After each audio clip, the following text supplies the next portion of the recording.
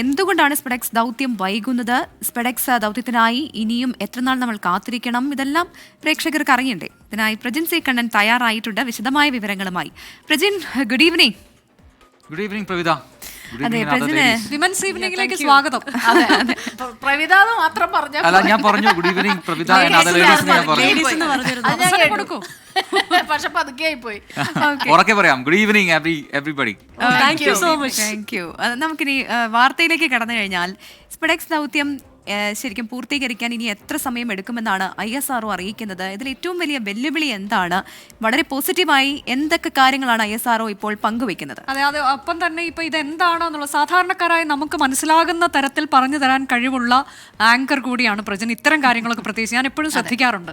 വളരെ ലഘുവായി ഇത്തരം കാര്യങ്ങൾ, ശാസ്ത്ര സംബന്ധിയായ വിഷയങ്ങൾ ഇങ്ങനെ വിശദീകരിക്കാൻ കഴിവുണ്ട്. ഒരു അധ്യാപകന്റെ ഒരു കഴിവ് കൂടിയാണെന്ന് തോന്നുന്നു. അങ്ങനെയെങ്കിൽ വളരെ ലളിതമായിട്ട് അത് ഇങ്ങനെ പറയാം. ഇപ്പോൾ ഫോർ എക്സാമ്പിൾ, ഇപ്പോൾ പ്രവിതയും സ്മിതയും ഒരു കാറിൽ യാത്ര ചെയ്യാൻ പോവുകയാണ്. 2 കാറുകളിൽ, ഒന്ന് പ്രവിതയുടെ കാറാണ്, മറ്റൊന്ന് സ്മിതയുടെ കാറാണ്.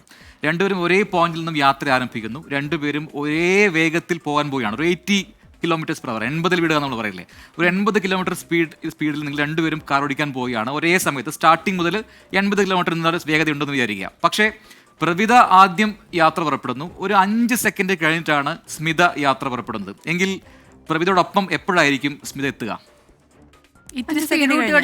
അല്ല, ഇതേ വേഗത്തിൽ ഒരു മാറ്റവും വരുന്നില്ല. 80 km വേഗത്തിൽ തന്നെ രണ്ടുപേരും പോകുന്നു. എങ്കിൽ 5 സെക്കൻഡിന് പിന്നിൽ നിൽക്കുന്ന സ്മിത എപ്പോഴായിരിക്കും കാർ ഓടിച്ച് പ്രവിതയുടെ അടുത്തെത്തുക?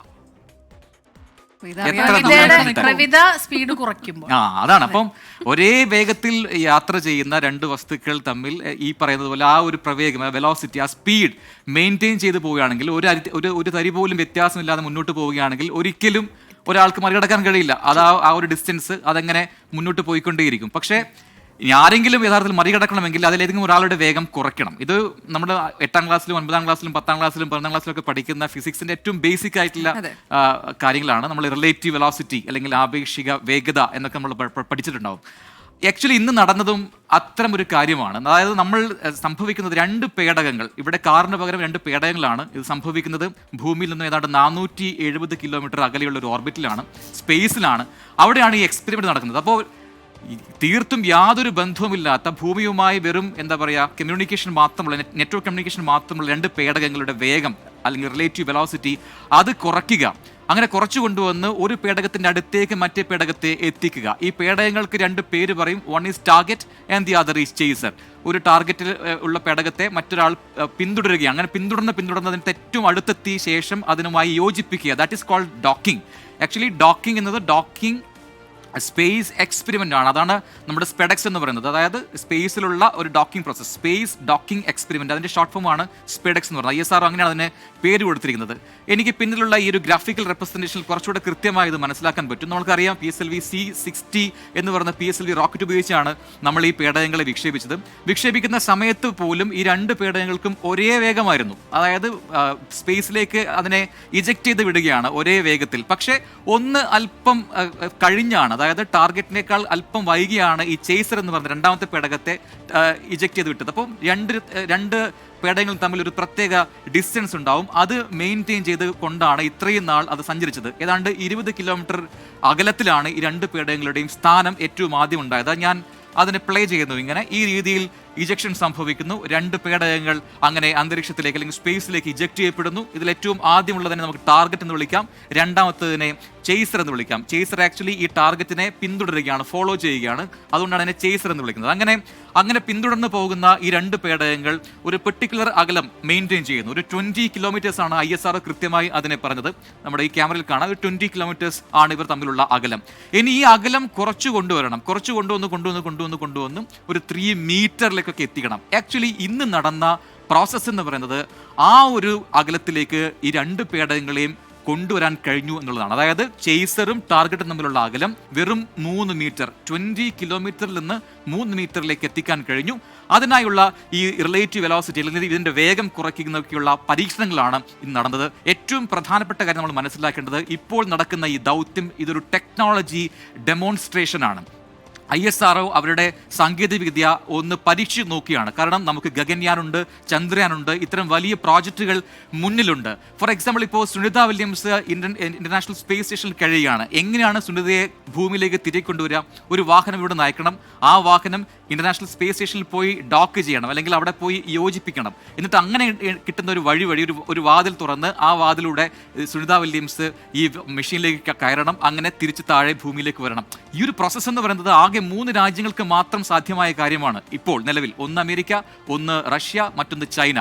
ഇന്ത്യ 4ാമത്തെ രാജ്യം. ഈ ഡോക്കിംഗ് പ്രോസസ്സ് കൃത്യമായി വിജയിപ്പിക്കാൻ കഴിയുന്ന 4ാമത്തെ രാജ്യമായി ഇന്ത്യ മാറാൻ പോവുകയാണ്.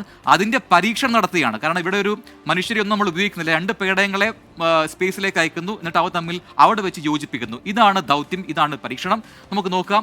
കുറച്ചുകൂടെ മുന്നോട്ട് പോയി കഴിഞ്ഞാൽ വീണ്ടും ഈ വേഗം കുറച്ചുകൊണ്ടിരുന്ന പ്രോസസ്സ് നടക്കും. ഇപ്പോൾ നടന്നുകൊണ്ടിരിക്കുന്നതും അതാണ്. ഈ ദൃശ്യങ്ങൾ വളരെ വ്യക്തമാണ്. ഇങ്ങനെ ചേസർ ടാർഗറ്റിലേക്ക് അടുത്തുകൊണ്ടിരിക്കുകയാണ്. ചേസറിന്റെയും ഈ ടാർഗറ്റിന്റെയും വേഗം കുറച്ചുകൊണ്ടുവരുന്നു. അങ്ങനെ വളരെ വളരെ വളരെ വളരെ കുറച്ച്, ഏതാണ്ട് 28,000 km/h എന്ന് പറയുന്ന ഒരു വലിയ സ്പീഡ് നമുക്ക് ഇമാജിൻ ചെയ്യാൻ കഴിയില്ല. 28,000 km/h എന്ന സ്പീഡിൽ നിന്നും അത് കുറച്ച് കൊണ്ടുവന്ന് 1 m/s, ഒരു സെക്കൻഡിൽ 1 മീറ്റർ എന്നുള്ള വേഗത്തിലേക്ക് ഇതിനെ കൊണ്ടുവരണം. അതാണ് നമ്മുടെ ദൗത്യം. അത് ഇന്ന് വിജയിച്ചു. 3 മീറ്റർ മാത്രം അകലത്തിലേക്ക് 2 ഈ സ്പേസ് ക്രാഫ്റ്റുകളെയും കൊണ്ടുവരാൻ നമുക്ക് കഴിഞ്ഞു. ഇങ്ങനെ വന്ന ശേഷം എന്താണ് സംഭവിക്കുക എന്നുകൂടി നോക്കുക. അത് വളരെ കൃത്യമായി ഈ ഗ്രാഫിക്സ് അത് കാണിച്ചു തരും. ഈ ടാർഗറ്റും ചേസറും തമ്മിൽ ഒന്നാവും. അത് കൃത്യമായി എവിടെ യോജിപ്പിക്കണമോ അവിടെ കൃത്യമായി യോജിക്കണം. അതുകൊണ്ടാണ് ഈ ദൗത്യം വൈകുന്നു എന്ന ടേം പോലും ശരിക്കും അത് കറക്റ്റ് അല്ല. ISRO ആക്ച്വലി എല്ലാ അനോമലീസും എല്ലാ അപാകതകളും അത് പരീക്ഷിക്കുകയാണ്. നമുക്ക് എത്രമാത്രം വേഗത്തിൽ പോയി കഴിഞ്ഞാൽ, എവിടെ വെച്ച് ഏത് വെലോസിറ്റിയിൽ അതിനെ പ്രവർത്തിപ്പിച്ചു കഴിഞ്ഞാൽ ഈ പേടകങ്ങളെ കൃത്യമായി അക്യുറേറ്റ് ആയിട്ട് യോജിപ്പിക്കാൻ കഴിയും എന്നൊക്കെ പരീക്ഷിക്കുകയാണ്. അതുകൊണ്ട് ഞാൻ പറയും ഇത് കാൽക്കുലേറ്റഡ് ആണ്. കൃത്യമായിട്ട് തന്നെ ISRO മുന്നോട്ട് പോകുന്നു. 66 ദിവസത്തിനുള്ളിൽ എപ്പോഴെങ്കിലും ഡോക്കിംഗ് സംഭവിക്കാം എന്നാണ് ISRO പറഞ്ഞത്. അപ്പോൾ എല്ലാത്തരം സാധ്യതകളും പരിശോധിച്ച ശേഷം ഏറ്റവും കൃത്യമായ ഒരു സമയത്തായിരിക്കും ഈ ഡോക്കിംഗ് ഉണ്ടാവുക എന്നാണ് ഞാൻ മനസ്സിലാക്കുന്നത്. ഇതാണ് ഡോക്കിംഗ് പ്രോസസ്സ്. ഈ രീതിയിൽ ചേസറിലേക്ക് അല്ലെങ്കിൽ ചേസർ ടാർഗറ്റിലേക്ക് ഇങ്ങനെ ഈ രീതിയിൽ ലോക്ക്ഡൗൺ അങ്ങനെ ലോക്കായി കഴിഞ്ഞാൽ ഇവ തമ്മിൽ ഒരു ബന്ധം കൈവരും. ഇനി ഒരു കാര്യം കൂടി ഇത്തവണ ISRO ചെയ്യാൻ പോകുന്നുണ്ട്. അതായത് ഇങ്ങനെ ഒരു ലോക്കിംഗ് സംഭവിച്ചു കഴിഞ്ഞാൽ ഒരു പേടകത്തിൽ നിന്നും മറ്റേ പേടകത്തിലേക്കുള്ള ഒരു ഇലക്ട്രിസിറ്റി, ഒരു വൈദ്യുതിയുടെ ഒരു ട്രാൻസ്ഫോർമേഷൻ ഉണ്ടാവും. അതൊക്കെ വലിയ ടെക്നോളജിയാണ്. കാരണം ഇങ്ങനെ 2 മെഷീനുകളെ യോജിപ്പിക്കുന്ന വഴി ഈ ഒരു മെഷീനിൽ നിന്ന് മറ്റു മെഷീനിലേക്ക് ഒരു പാത്ത് ക്രിയേറ്റ് ചെയ്യാണ്. അത് വർക്ക് ചെയ്യുന്നുണ്ടോ എന്നൊക്കെ ISRO ചെക്ക് ചെയ്യാൻ പോവുകയാണ്. അപ്പോൾ അത്തരം പരീക്ഷണങ്ങളാണ് നടക്കാൻ പോകുന്നതും. ഈ രീതിയിലാണ് അതിൻ്റെ ഒരു യോജിക്കൽ ഉണ്ടാവുക, ഡോക്കിംഗ് ഉണ്ടാവുക. അങ്ങനെ ഡോക്ക് ചെയ്ത ശേഷം ഇലക്ട്രിസിറ്റി ഒരു പേടകത്തിൽ നിന്നും മറ്റേ പേടകത്തിലേക്ക് ട്രാൻസ്ഫർ ചെയ്ത ശേഷം അതിനെ അൺഡോക്ക് ചെയ്യുകയും ചെയ്യും, അത് വിടുവിക്കുകയും ചെയ്യും. ഇതെല്ലാം ഒരു പരീക്ഷണാടിസ്ഥാനത്തിൽ ISRO ചെയ്യാൻ പോവുകയാണ്. അങ്ങനെ ചെയ്തു കഴിഞ്ഞാൽ ആ ഡോക്കിംഗ് ഫെസിലിറ്റി, ആ ഡോക്കിംഗ് സംവിധാനം കൈവരിക്കുന്ന 4ാമത്തെ രാജ്യമായി ഇന്ത്യ മാറുകയും ചെയ്യും. ഇനി ഇതിനു മുൻപ് ഡോക്കിംഗ് സംഭവിച്ചിട്ടുണ്ടോ? ഇഷ്ടംപോലെ ഡോക്കിങ്ങുകൾ നാസയൊക്കെ ചെയ്യുന്നുണ്ട്. പ്രേക്ഷകർക്ക് മുന്നിലേക്ക് മറ്റൊരു വീഡിയോ കൂടി ഞാൻ തരാം. ഒരു 3 വർഷം മുമ്പ് നാസയുടെ ഈ SpaceX ക്രൂ അവിടെ ഇന്റർനാഷണൽ സ്പേസ് സ്റ്റേഷനിൽ പോയി അവിടുത്തെ ആൾക്കാരുമായി ഇന്ററാക്ട് ചെയ്യുന്നതും അവരെ തിരിച്ച് ഭൂമിയിലേക്ക് കൊണ്ടുവരികയും ചെയ്തൊരു വീഡിയോ ഉണ്ട്. അതിന്റെ ഒറിജിനൽ വീഡിയോ, ലൈവ് വീഡിയോ, അത് പ്രേക്ഷകർക്കായിട്ട് പ്ലേ ചെയ്യണം. നോക്കിയത് SpaceXന്റെ ഈ പറയുന്നത് പോലെ നമ്മൾ നേരത്തെ കണ്ട ചേസർ പോലെ ഒരു പേടകമാണ്. ആ പേടകത്തിൽ ക്രൂ ഉണ്ട്. അത് ഇന്റർനാഷണൽ സ്പേസ് സ്റ്റേഷനിലേക്ക് അടുക്കുകയാണ്. വളരെ ചെറിയ വേഗത്തിലാണ് ഇതിന്റെ യാത്ര. ഇന്റർനാഷണൽ സ്പേസ് സ്റ്റേഷന്റെ നിഴലൊക്കെ ഇപ്പം നമുക്ക് കാണാം. കുറച്ച് കഴിഞ്ഞാൽ ഇതിപ്പം അടുത്തുകൊണ്ടിരിക്കുകയാണ്. വളരെ മെല്ലെ ഇപ്പോൾ ഇത് ഇന്റർനാഷണൽ സ്പേസ് സ്റ്റേഷനിൽ നിന്നുള്ള ക്യാമറ ഉപയോഗിച്ച് ചിത്രീകരിച്ചതാണെന്ന് മനസ്സിലാക്കുക. ഇന്റർനാഷണൽ സ്പേസ് സ്റ്റേഷനിൽ നിന്നുള്ള ക്യാമറ ഉപയോഗിച്ചുകൊണ്ട് ചിത്രീകരിച്ച ഒറിജിനൽ വീഡിയോ ആണിത്. അങ്ങനെ ഡോക്കിങ്ങിലേക്ക് അടുക്കുകയാണ്. ഇന്റർനാഷണൽ സ്പേസ് സ്റ്റേഷന്റെ ആ ഡോക്കിംഗ് മുനയിലേക്ക്, ആ കുന്തമുനയിലേക്ക് താഴെ നിന്ന് വന്ന അല്ലെങ്കിൽ ഭൂമിയിൽ നിന്ന് വന്ന SpaceXന്റെ ആ പേടകം അതിങ്ങനെ അടുക്കുകയാണ്. ആ പേടകത്തിലും യാത്രക്കാരുണ്ട്, ഇന്റർനാഷണൽ സ്പേസ് സ്റ്റേഷനിലും യാത്രക്കാരുടെ നോക്കുക. ഇത് സ്പേസ് സ്റ്റേഷനകത്തുള്ള ദൃശ്യമാണ്. അങ്ങനെ ലോക്ക് ചെയ്ത ശേഷം, ഡോക്കിംഗ് സംഭവിച്ച ശേഷം അതിനകത്തു നിന്നും ആൾക്കാർ അകത്തേക്ക് കയറുന്നതാണ് ഈ ദൃശ്യം. അവർ തമ്മിൽ ഇന്ററാക്ട് ചെയ്യുന്നു. ഇനി ആൾക്കാരെ തിരിച്ച് ഭൂമിയിലേക്ക് എത്തിക്കാനും ആ പേടകത്തിന് സാധിക്കും. അപ്പോൾ ഗഗൻയാനും ചന്ദ്രയാനൊക്കെ മുന്നിലുണ്ട് എന്നിരിക്കെ അത് സാധ്യമാക്കണമെങ്കിൽ ഡോക്കിംഗ് പരീക്ഷണം വിജയിക്കണം. അതിനുള്ള ദൗത്യമാണ് ഇപ്പോൾ നടക്കുന്നത്. സോ ഞാൻ പറയും അതിൽ കാലതാമസമില്ല. എല്ലാ രീതിയിലുള്ള അനോമലീസും എല്ലാ അക്യുറസിയും കൃത്യമായി രേഖപ്പെടുത്തിയ ശേഷം മാത്രമേ ISRO കൃത്യമായ ഡോക്കിങ്ങിന് ശ്രമിക്കുകയുള്ളൂ.